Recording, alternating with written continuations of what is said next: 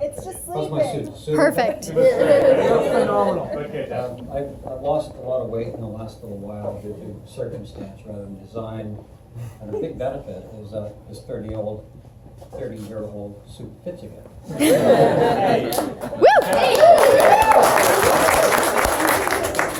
I'm an engineer, so my interest is function rather than fashion. I'm also very cheap. A suit that I can pull out of the closet 30 years ago is a bonus. There you go, Joe. My wife Deborah is the stylish one, and that's where Lucas gets his good taste. I'd like to thank all of you. I'm honored to be here. I thank you all for joining us in this celebration. Particular thanks to Linda and Mel in particular for making these arrangements.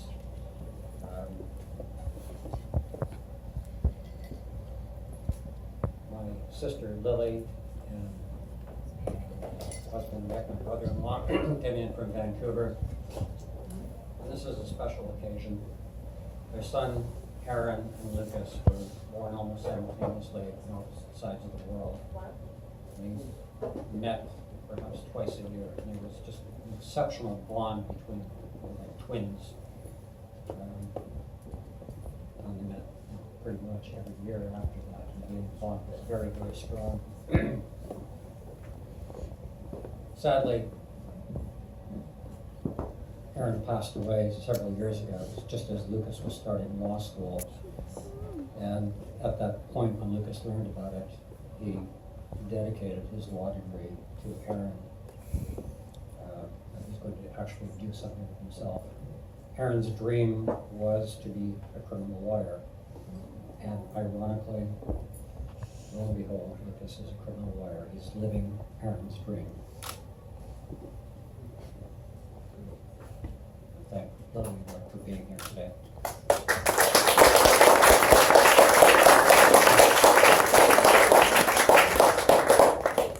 Also, a word of thanks to my father, who passed away several years ago, for founding the winery that is supplying the grapes to the wine that we're hopefully enjoying tonight. My brother George for arranging the wine. A little bit of background on Lucas. He was born in Saudi Arabia. Wow. That is the home of his life. At 5 months of age, came to Canada to visit his grandparents for the first time. He was baptized in a Christian Orthodox church, and now he's marrying into a Jewish family. We have three powerful religions amalgamated here. I recall the words of the Scottish comedian Billy Connolly, said that all three religions are praying to the same God, but God's telling them different things. I think we've resolved that. We're mature enough to recognize our differences, but our similarities are much, much greater and much more important. Lucas was a really great kid. He was our only child. He was really a great kid. He was fun, creative, a joy to be with, until he got into his teenage years. All 19 of them.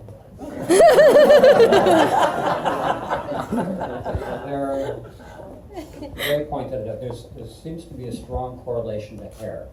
He was born bald for the first couple of years. First 2 years, he had no hair whatsoever. And as it grew in, it became increasingly difficult. He's okay now.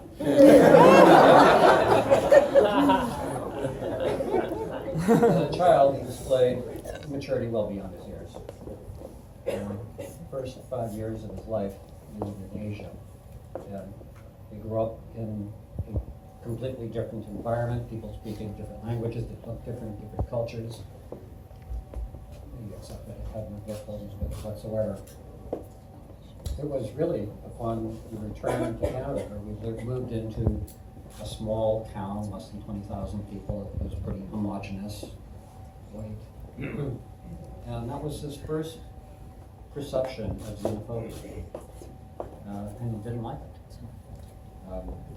New students coming into the school from foreign countries were being picked on because they were different, and he befriended them and followed them. It's a strong trait that he carries through to this day.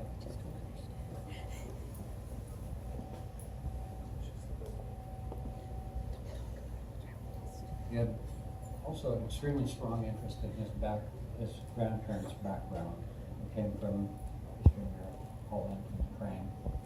They were displaced during the war, lost everything. There were great hardships. His grandmother, my mother, was interned in Nordhausen concentration camp and managed to survive that. As I said, Lucas had great interest in that. He came to this country with absolutely nothing, with extremely strong will, strong work ethic, and very high values. And they not only survived, but they thrived. And I'm very, very pleased to see these same traits in Lucas.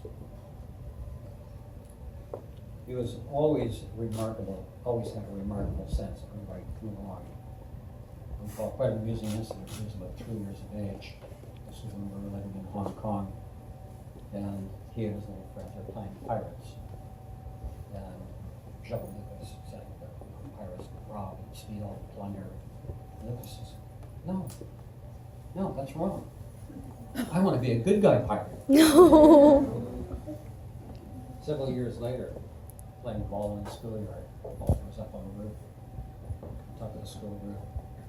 And Byron says, oh, let's climb up the roof from here. I don't know.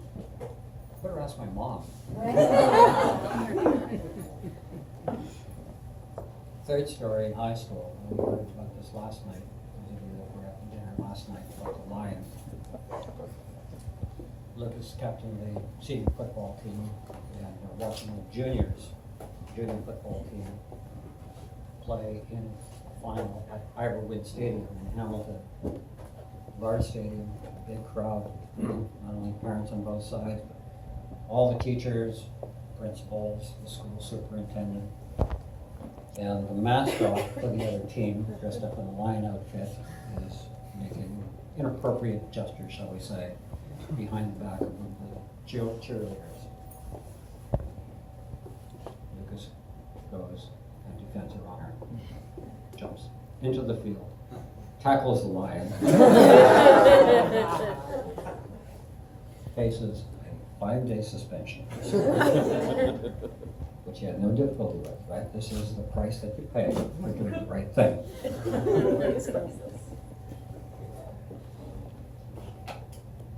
Deborah and I first met Alana on Thanksgiving weekend in 2013. Lucas brought her to our home in Halton Hills. We had all the rambling country property. She instantly hit it off with Deborah. It was just magic. They got along so well. As I say, I'm an engineer, so I'm somewhat more circumspect. We had a lot of work to do around the property. I called it, just give me a hand. We got a lot of things to do. Alana volunteered. She came out, gave her some work clothes, some work gloves, and boy did she pitch in. I mean, she really, really worked hard. I was very impressed. This is a good one, right? She had great attitude, tremendous work ethic. So she hit 2 nails on the head, right? Deborah loved her, and I was very, very favorably impressed. I have absolutely no doubt that this marriage will work. In many ways, Lucas and Alana are exact opposites. Lucas is tall and short. Lucas is a procrastinator. Alana is very, very much a go-getter. But they compensate for each other. They complement each other. But the similarities are much, much stronger. Right? They have really, really high moral values. The value system is extremely important. They love each other, they care about each other, they care about their families. Those are by far and away the strongest and most powerful traits. They're both very artistic, creative people. The downside, the weakness in both of them is they have no aptitude for mathematics.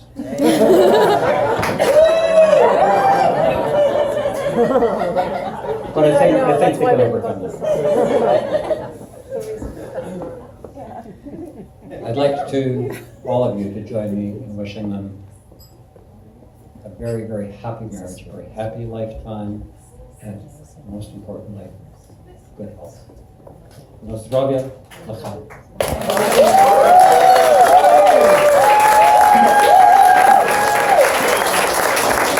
Just sitting here and looking around, and the kindness of so many people here, so many people that I haven't seen for a long time.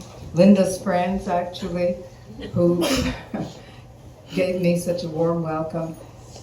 It's a very wonderful feeling to be here, and as Hillel alluded to the fact that unfortunately Saba David is not here.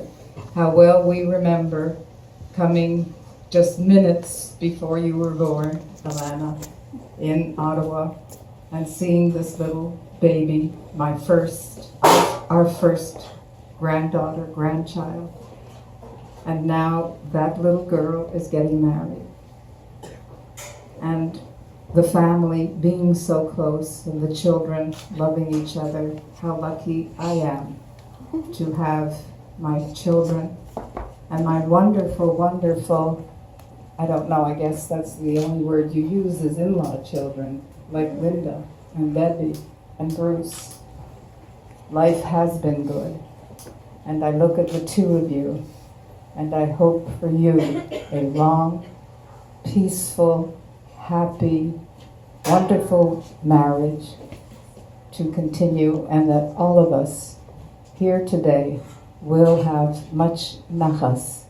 That's a good Hebrew word, meaning, I don't even know how to, joy, happiness, pride. Pride, I guess, is a good word too, as we have tonight. And thank you all for being here with us together. I love you very much.